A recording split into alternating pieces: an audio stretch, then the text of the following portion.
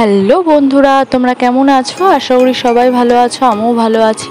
তো প্রতি রবিবারের মতো গত রবিবারেও 15 তারিখে আমরা বেরিয়ে পড়েছিলাম সকালে হাঁটতে।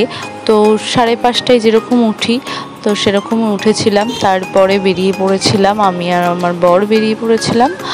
তো ওই 6টার দিকে বেরিয়েছিলাম, রোদও উঠে গিয়েছিল।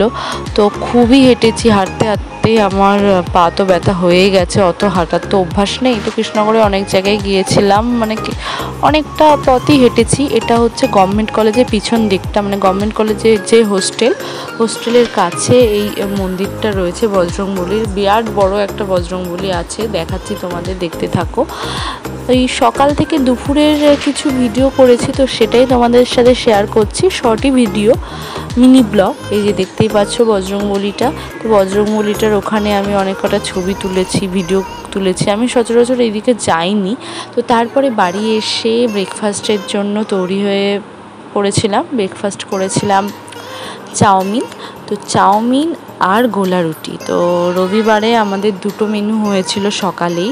গোলা রুটিও খেয়েছি, তার সাথে চাউমিন, দুটোই হয়েছিল। তো আমার ভিডিওটা এডিট করতে লেট হয়ে গেল, মানে অনেক কটা ভিডিও জমে আছে, একে একে আমি সব ভিডিওগুলোই দেবো।